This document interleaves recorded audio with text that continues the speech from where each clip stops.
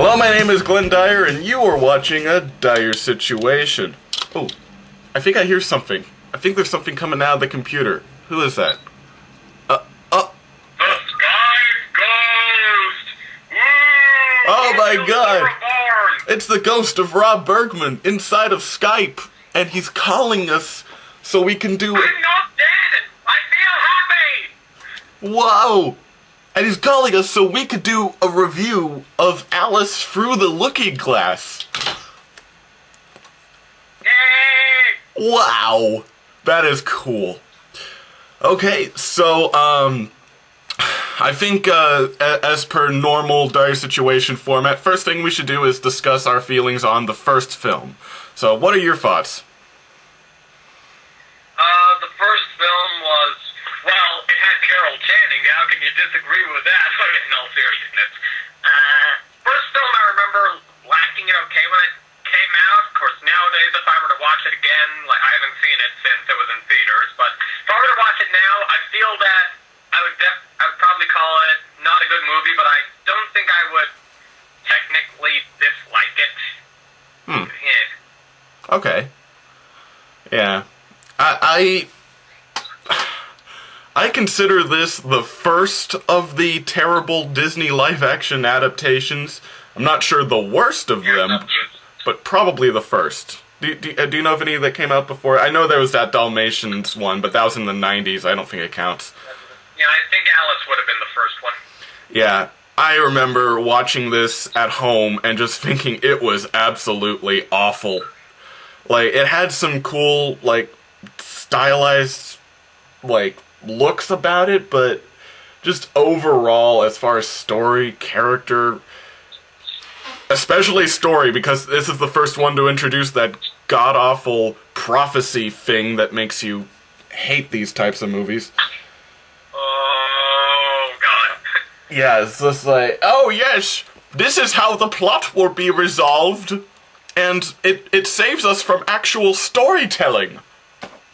Ugh, fuck, I hate that. Prophecy, because that, again, like you said, maybe this was one of the earlier ones to do it. I can't remember, but yeah, that got overused. Yeah, and I didn't even like it when it was first used. It's lazy. That's why I really liked when the Lego Movie kind of made fun of it, when that wizard guy was just like, yeah, I made that up. It's not real. Because, of course, it's stupid. Who makes that up? And most movies don't even tell you who came up with it. They're just like, it exists. Yeah. This is a prophecy. It happens. It's going to happen. This is how it's going to happen. At least in Star Wars, I don't like the prophecy in Star Wars, but at least then it's vague enough to where you can come up with some sort of story around it. Like it's bring balance to the Force or whatever. It's dumb, but it's super vague, so you can do a lot with it. Yeah, I just hate that aspect of it. I think everyone in it was stoned off their ass. I can't wait until they do a live-action remake of Steamboat Willie with a prophecy. You have the prophecy to play musical instruments out of things that aren't normally musical instruments. Someone will save the Jungle Princess, and her music will be eaten by a goat, which will revolutionize the music industry. Also a miracle drown. I wouldn't put it past them. I really wouldn't. Okay, so yeah, I thought it was absolutely terrible. So for this film, I'm pretty much expecting more of the same. Yeah, again, I'll probably be the same. Like, probably not a good one, but I doubt I'll strongly dislike it. Yeah. Probably won't like it. Probably won't dislike it. My predictions are that. Oh yeah, you go on. It is interesting how Tim Burton is not directing this one. It's being directed by the guy who directed the last couple of Muppet movies. Oh, I didn't know that. That could be interesting. But it's still the same writer. There you go. Yeah, she has an interesting track record. Like, on the one hand, Beauty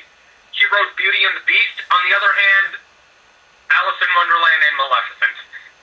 Yeah. Well, honestly, the fact that it's a different director is a slightly good sign, in my opinion. I mean, I have nothing against Tim Burton personally, but I do think a lot of his choices for that movie were pretty bad. Like, the incredibly obvious color design of everything. Like, oh, look, all the old British people are grey! I'm just hoping at some point in this movie, Jason Segel shows up and sings a Brett McKenzie song. That would be funny. Yeah, I don't know, a Muppets director could help. And also, Maybe yeah. Go. What were you saying? Whatever. Okay. And also, like, a lot of the problems... Another one of the problems I had with the first movie is that nobody in that film seemed to be having fun with anything in their role. Like, they all seem so dour and depressed. And Muppets movies are nothing like that, so maybe there's hope. You just given me hope, Rob, by telling me that one factoid. You're welcome. Glad to be of service. Mm-hmm. Okay, so now with that extra information, I'm expecting more of the same. I'm expecting some pretty nice-looking visuals, but overall it's going to be really dumb. So... Remember, like, the main two takeaways I got from, like, my one experience with the trailer, like, I only caught the opening visuals and then I just closed my eyes for the rest of it, as I do. But my main two takeaways were, from what I did see, based on, without giving away too much for the other paranoid trailer people, like where Alice was, I saw where she was and I'm thinking, so we're still ripping off American McGee's Alice? And then the other main takeaway was a few moments later I heard Alan Rickman's voice and that made me sad. Yeah, he's still the caterpillar, yeah. He's about the only one I'm okay with sounding dour, because he's normally dour in his portrayals. So, but, you know, when I hear, like, the Mad Hatter is all, like, serious and boring, it's shameful, in my opinion. So, you know, we'll see how that is, especially when it's Johnny Depp, who likes to play things over the top, so, you know. No comment. Yeah. So, okay. Do you have anything else to say, or, we good? I'm probably not gonna see it in 3D, because I remember the 3D in the first one was, like, really flat. It normally is. Damn it, 3D. Some are better than others.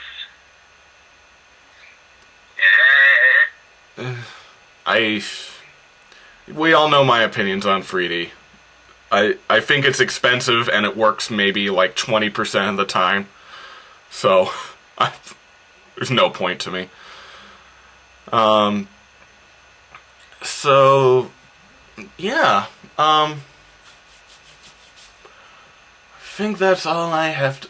That's all I have to say. I'm also going to be seeing it too. Time to go down the rabbit hole, then? Yeah! We're obviously not seeing the same showing, but we'll get together in, like, well, 5 seconds your time. So let's see it! And we're back! Yeah. Yeah, it's 1 billion degrees out here today. I literally saw the movie like an hour ago. So, how long ago did you finish watching your movie, Rob? By now it's been like, I don't know, maybe a couple hours since I got out. Okay, so just think that, like, as we were watching the movie, for at least a portion of the film, we were watching it simultaneously, so there you go. So, start off, what did you think, Rob? Fuck the White Queen! Okay, so I had to get that out of the way. So let me just mention that although there's definitely quite a bit of material for me to rant about in this movie,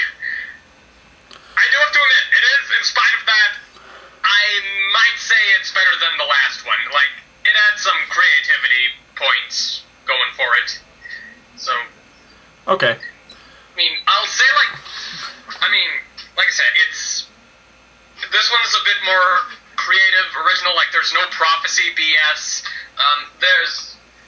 and the message that they're trying to get across isn't a bad one, but there are some definite plot holes in this thing. You think? No joke, at one part, like, say a face palm or head desk, whatever, I just put my popcorn tub to my face. Oh dear. And there's a moment where they're like, where I'm just like, I'm realizing that, so we could have avoided all of this. I know what moment you're talking about. Hard with this, that some of the things I choose to rant about might be a bit spoilery, but okay. I know. If I can, I'll try and be as vague as possible. Okay. We'll try to keep out spoilers unless we can't get to that, but I know which point you're talking about, and I have to admit, I almost went into convulsions when that happened.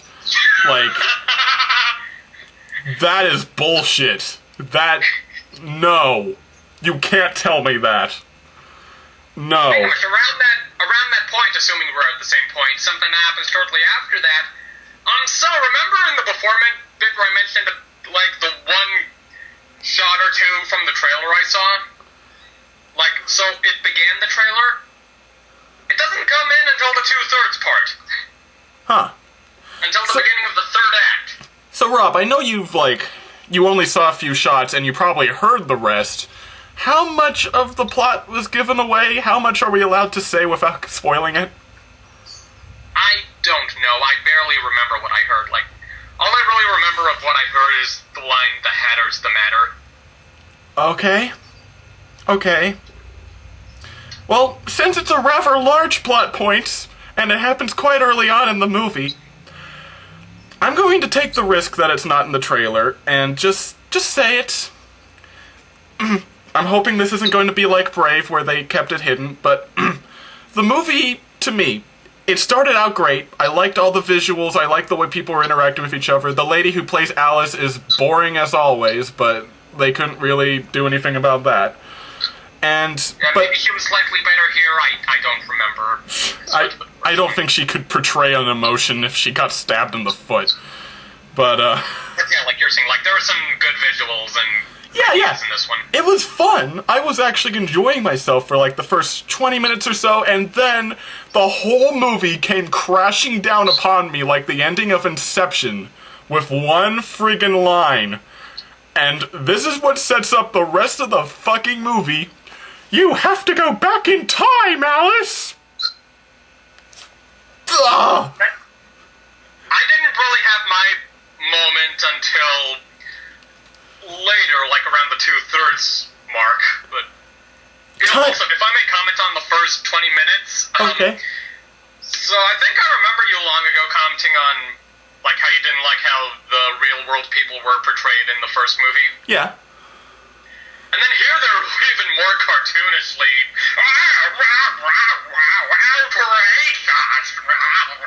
yeah, they're more that's the funny thing, though. They're more cartoonish. It's kind of funny, though, unintentionally. But yeah, they're more cartoonish, but I noticed that as far as color scheme and set design, they were actually a lot cleaner than they were in the Tim Burton one. Tim Burton one reminded me a lot of The Corpse Bride. Just the really super obvious color scheme. All the pretty people are all gray, and all the fun people in the underground are blue and green and red. Whoa! So,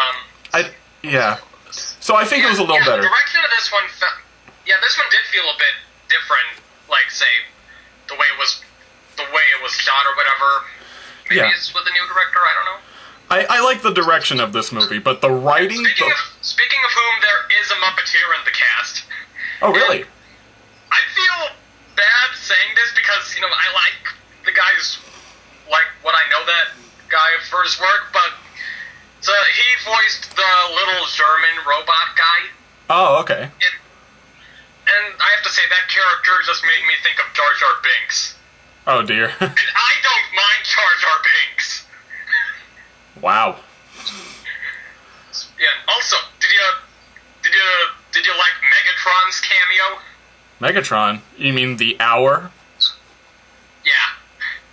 I thought that was a stupid pun, but I was okay with it. Yeah, there are a lot of puns in this thing. But yeah, the minutes show up and I'm like, okay, we're in the Transformers movie. Hi, Decepticons. And then now it's Megatron. I don't know. I don't think Transformers really equates to it. It's more like little connects or whatever, because it's little guys that form into bigger guys.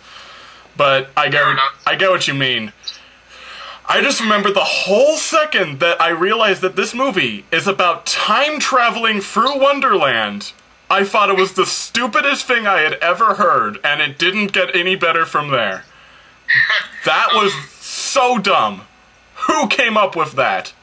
Bam! Bad writer. Bad writer. Let's see, speaking of time, Sacha Baron Cohen's in this, did he seem like he was underacting a bit? Underacting for Sacha Baron Cohen, I guess. To me, Sacha really only has a very limited range of characters he can do. Like, his voice seemed somewhere around Borat, but not quite. The guy from Ali G. Like, somewhere in between that. Because he can't do much more in terms of that. I thought he played the part okay. Yeah. And of course, he was interacting with Helena Bonham Carter, because I know, Thenardier reunion, right? That has to happen. Yeah. Wait, didn't she die at the end of the last movie? Or was I mistaken? Didn't, like, the Red Queen die in the first movie? What? Didn't the Red Queen die in the first movie, or am I remembering that wrong? You're remembering it wrong. They banished her. To where? I think just on the on the outer Badland regions of Underland. Okay, because she was inside of that. Because she is here. Wait, what? Yeah, I was confused by how that tied into this one also. Yeah, because she's in that hat. She's in that one place that's shaped like her head, and yeah. The funny thing is, it's not the castle, because the castle's a different area, but it has to be the castle because it has the rooms from that area. Yeah, only now they've gone all American McGee's Alice Returns. Yeah, so what? Like tentacles came out of a door at one point. Yeah. Oh yeah, did you notice that? Like, practically every character looked like they were about to die, and then they just kind of shrugged that off in the next scene. I kind of laughed at that. That was very Alice in Wonderland-y to me, and probably the only moment I can think of where it really did feel like, oh, it's a land of fun and madness, instead of, oh no, the Mad Hatter's family is dead. Wow, yeah, I wanted to see that. I'm gonna assume this isn't as much of a spoilery thing because I knew the character was gonna be in there, but so Mad Hatter's father he's a denizen of Underland Place, and he's all, oh no son, don't be mad, you have to be all proper and bullshit. Dear God, do these people not understand what Wonderland's about? That's so stupid. I mean, he seemed to be the most, like, out of any of the Wonderland characters, he seemed to have it the most, but nevertheless. The funny thing is, like, this movie, in my opinion, the way this movie's designed, and same thing with the first movie, is so incompetent because you can almost never tell when you're in the real world versus Wonderland, because everyone acts the same. Like, in Wonderland, there's fish people, that's about it. Like, how would you tell if you didn't see any fish people that you were in one place or another? And, Jesus. Like, yeah, I'd say that affected some environments more than others, but yeah. Jesus. Yeah, there was a moment where it was like, because, oh yeah, so it turns out with this movie, the Hatter has daddy issues. Because that's what he needed. Jesus. This felt like Charlie and the Chocolate Factory again. Where they just give daddy issues to Johnny Depp's character and think that makes it better. Even though that didn't need to be elaborated on at all. We don't care. Nobody cares. So, like, there's a moment where Alice tries to compare how how she feels about her father when, like, trying to console him or whatever. Like, I know my father's gone, but I don't know, the situation isn't the same. Like, she loved her father and had a good relationship with him. Not exactly the case with the Hatter. Yeah. He's got to live up to that Hat Man name. Dear fucking God. Do you want to go sort of spoilery-ish, or... Okay. I think there's enough in this movie. Let's just give our general thoughts on it first, though. Like, to sum it up, what do you think of the film? Yeah, it's definitely got some huge plot holes that, like I've said, are good rant material, as we're gonna get into. But, yeah, so I guess I am kind of in between liking and disliking, but it's slightly more positive on that neutral end. So, yeah, probably better than the first one, and hell, it's still better than Batman v Superman. That's not even a fair comparison, but yeah. I'm on it. Funny enough, I also think it's better than the first one, although I hate them both. It's very difficult for Rob to be mad at something, so if you ever see him in a review and he's actually hates a movie, it's bad. It's gonna be really bad. So, like, unbelievably bad. So yeah, I hate this movie, but I do think it's better than the other, and yeah, like... Oh, I'd also like to mention, before we go on spoilers, so this one, like the last one, does not have a narrator. Yeah? Thankfully. Although, there are moments of Alice stating the obvious. There were a couple moments like that. But that's impossible. It's like, you didn't need to say that, lady. You didn't need to say that. You did not need to say that. And they repeated that stupid quote as well. I tried to do 6 impossible things before breakfast. What does that even mean? What does that mean? Tell me what it means. Was it? I think it was in... Yeah, it's like around the beginning of the movie, she says something like, things are only impossible... Like something about things are impossible unless you think you can do it. Which is like a horrible moral. That is the worst moral, especially in that situation that she was in, and that the method she used would not have worked and probably would have killed them all. Yeah, so let's say, like, you have some dude lusting after some chick or something. He's like, yeah, she'll be fine. She says it's impossible, but I believe it's possible. I'll have her. Ugh. Things like that. You're giving me Neighbors vibes. But, yeah, Jesus. So... Terrible moral. Yeah. But, yeah, I don't like it. That's it. And now we're going on to spoilers. Minor spoilers. This probably won't go on for too long, but there's a lot of plot holes we want to get into. So, yeah, well, this is all the White Queen's damn effing goddamn son of a bitch fault. Yeah. Oh, do you want to let me explain it? Do you want me to let me explain this one? So, when the White Queen and the Red Queen were children, the White Queen stole a tart and took like one bite out of it, and apparently it disintegrated into massive chunks on the floor, so she kicked it under her sister's bed. Well, half-assed kicked it under her sister's bed. And then the mom comes in and is like, ah, where's my missing tart, you bitches? And then she looks at the crumbs. And she's like, oh no, Red Queen, who's not Red Queen yet, you stole the tarts, didn't you? And she said, no, White Queen did it. And tell them you did it. And the White Queen's like, I didn't do it. And then the mom's like, oh, you're so irresponsible. And then it just cuts to the Red Queen running outside for some reason. Apparently we missed a few steps. Because she's running outside like screaming like, oh no! Oh no! And then she trips and hits her head, and it causes her head to swell, so that's why her head swells. Okay.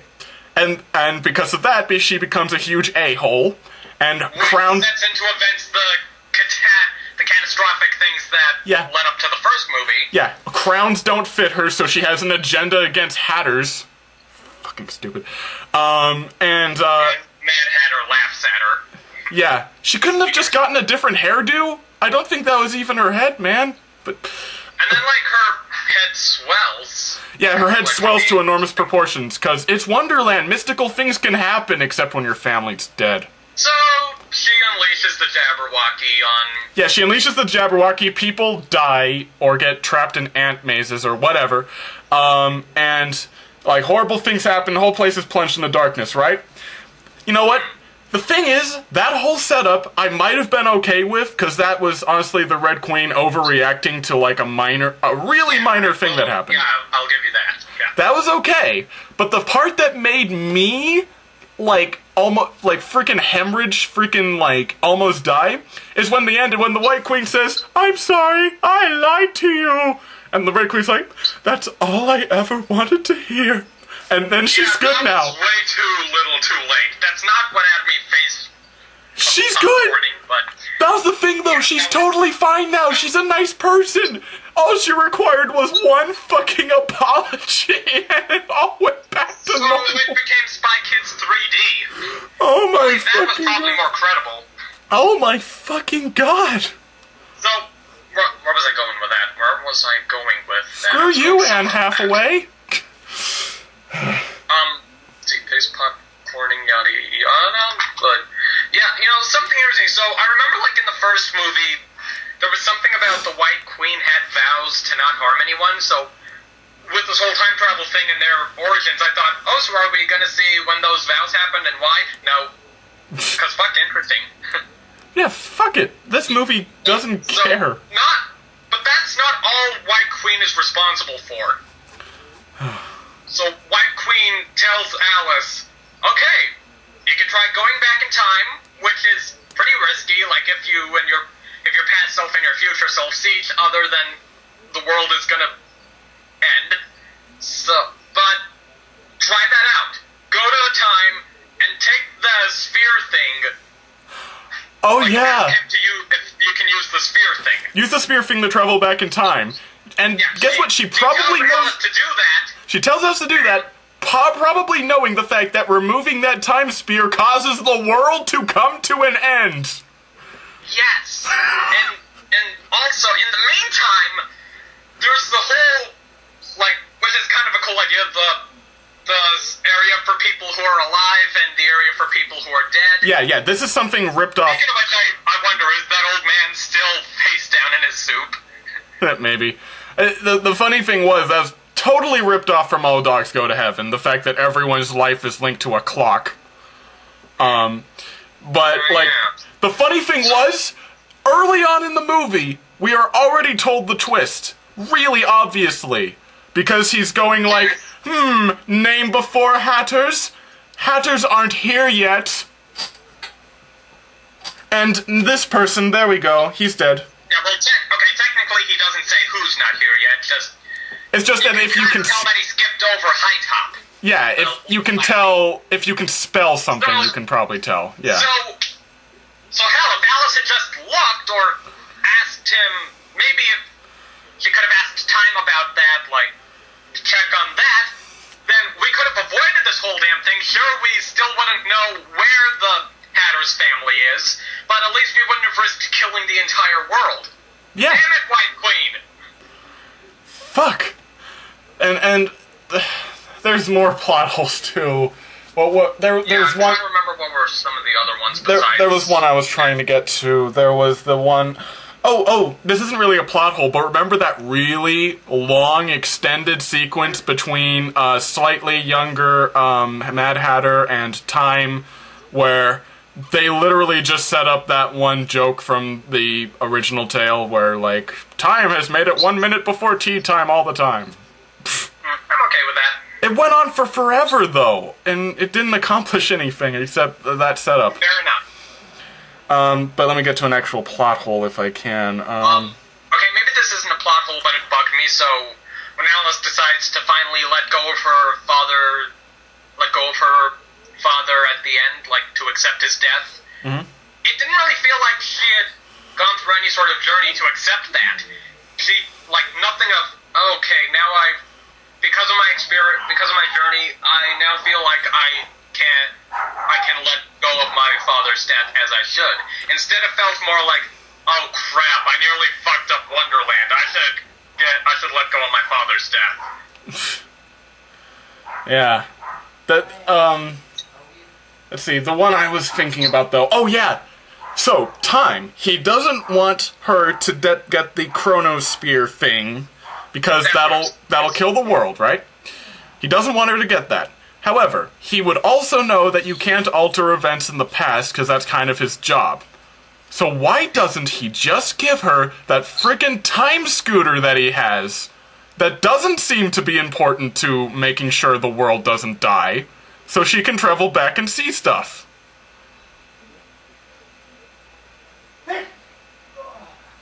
Doesn't that make way more sense to you? Like, he could have said, no, don't take the chronosphere, take my time scooter. Like, oh, okay. That works. Like, we aren't told anything about that time scooter. It could just be something he uses for observing things. That'd work fine. Right. Again, as long as they don't go to a time Alice was there, which is rare, and that's why she can time travel. You wouldn't have to risk as much seeing your past self. Yeah, pretty much. Like, he would have had nothing to worry about. And besides, apparently, as long as the chronosphere's in place, seeing your past self doesn't do much.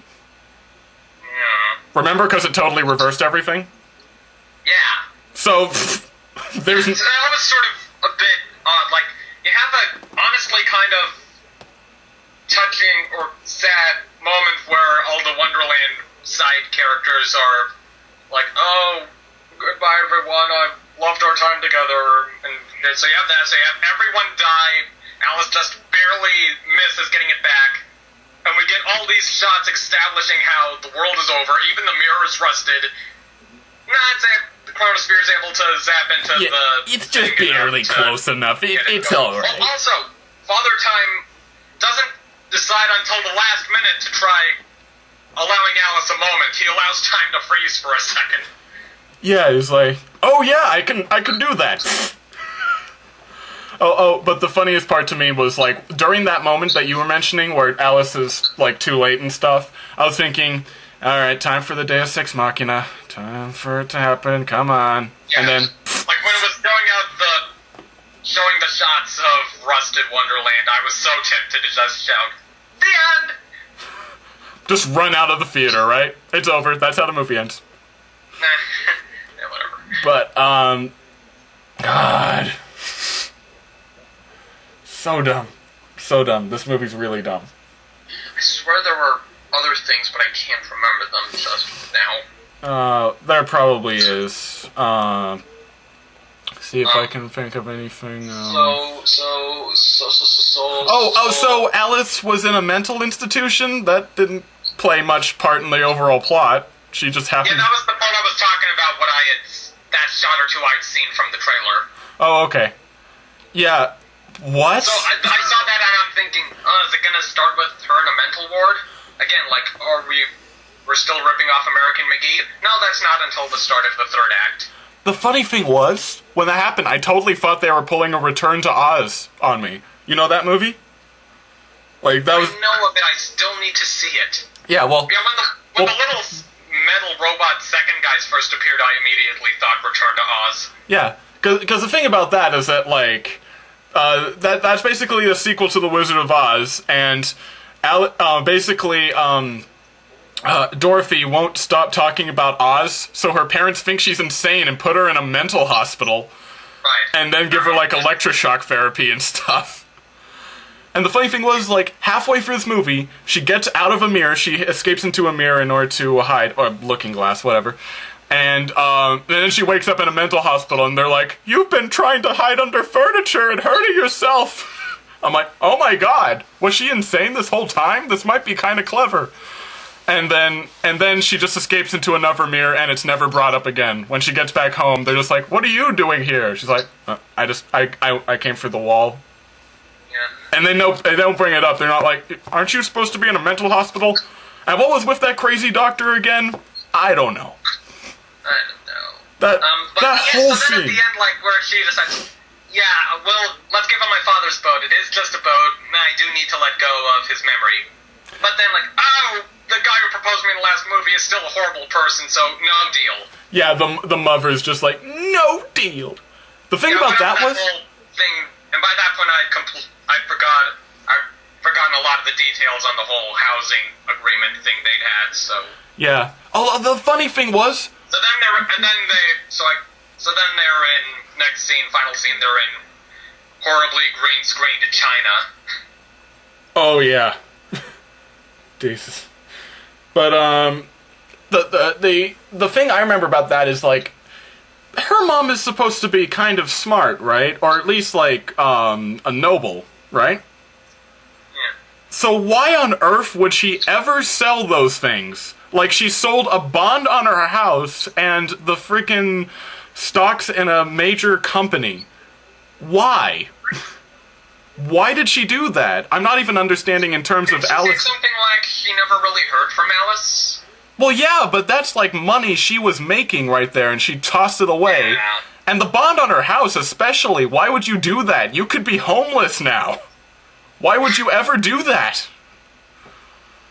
Like, that didn't make any sense. Why did she agree to that? Why? Do you know?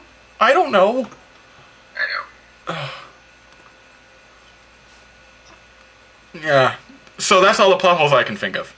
There's, yeah. That I can think of for the moment, yeah. I'm not gonna do a Chadwick Jones of this. He has more pride, but yeah, this movie's terrible. Probably better than the first one, but it's still terrible to me. Yeah, and again, like I said earlier, it does the message it's trying to get across about accepting death of loved ones. That's a good message. Yeah. They just didn't do well enough with it. Especially since initially I was expecting that somehow she'd find that her dad is actually alive too! Yeah, I was wondering if they were gonna go that route. If they did that, I would be slamming this movie on the ground. It would be getting like a 2. It would be like, fuck you movie, if that actually happened. Although, I must admit that whole White Queen is responsible for everything is kind of gonna bring it down. Everything could have been averted. All of that. God damn it, White Queen. Like, the thing was, it wasn't even like a big thing. When she was a teenager, she could have apologized. Most siblings, they'd apologize for that in the hospital room, because that's sad. And again, she came up with the whole get the chronosphere plot. What the hell? So it's not just her fault that, okay, actions that lead to that Red Queen overreacts to whatever, but yeah, Alice, do this thing that could destroy the world, but, I don't know, maybe it'll make Hatter feel better, so it's worth the risk. Idiot. Dear God. I'm so glad we did a spoiler thing for this. Dear friggin' God. So anyway, we have to do more reviews together sometime. Yeah, Disney live-action remakes, definitely. Absolutely. I totally regret not having you in on the Jungle Book, because there's probably a lot you have to say about that movie as well, but I'm not going to shove it into the end of this review. So, anything else to say? So I know there's Beauty and the Beast next year, so... Yeah. I don't remember when Pete's Dragon is happening, but... Oh yeah, Pete's Dragon. Does that even count as a live-action remake? Because the original movie was also live-action, wasn't it? True. It is a remake, so... Let's do it anyway. I like reviewing with you. Yeah. So... And then, well, Mary Poppins isn't until 2018. We're doing a Mary Poppins? Yeah, No. Mary Poppins sequel, that's gonna happen. No, God, no! You can't do Mary Poppins. With Emily Blunt and, for some reason, Lin-Manuel Miranda. Emily Blunt is Mary Poppins? I think I'm actually crying. I don't know if you can see it. I think I'm actually developing a Have you tear. heard about this before? I could have sworn you had. Like, maybe you've seen me mention it somewhere. I must have blotted that out of my memory. You can't I do don't blame that. you. You can't do that. Please, Disney, please stop. Oh, yeah, well, I guess Dumbo is still on the plate? Whatever happened to that? I don't know. Yeah, Tim Burton's Dumbo. Dumbo is bad, but Mary Poppins... And Winnie the Pooh. Winnie the Pooh is happening at some point. Live-action Winnie the Pooh? What? Yeah. No. Yeah, where Christopher Robin is grown up and returns to the 100-Acre Wood. Oh, no! This is gonna... Pinocchio's in there somewhere. I think there's a movie about the genie. This is gonna be too smart for strangers, isn't it? It's gonna be a bunch of people in weird furry outfits talking to Christopher Robin. Disney, please stop! You need help! Yeah. Please stop it! I mean, there's something of yours I've mentioned, but I don't want to give it away. Something of mine? You know, this one video idea you've had. Oh, yeah. I wouldn't be surprised, although even that I'd find a little better than Mary Poppins. Like, I'm not even mad about that one, I'm just really upset. Like, you can't do that. You can't remake Mary Poppins. Are you gonna remake... It's supposed to be a sequel, like, I guess, with Michael's children. Oh, no. Oh, no. No. I don't like to use that word, but that's ruining my childhood, man. That's ruining my childhood. Oh, no. Not since Pixels has a movie made you cry. Are they gonna do a live action of The Incredibles, man? That would be just as painful for me. No. Oh, thank God. I mean, there is the Incredibles sequel coming up, but I'm sure that's just regular animation. Yeah, I would hope so. You can't do that. You just... We gotta end this. Okay. Are you good with ending it? Huh? Are you good with ending this? I think so, yeah. Okay. Until next time, I'm Glenn Dyer, and you have been watching a Dyer-Situation.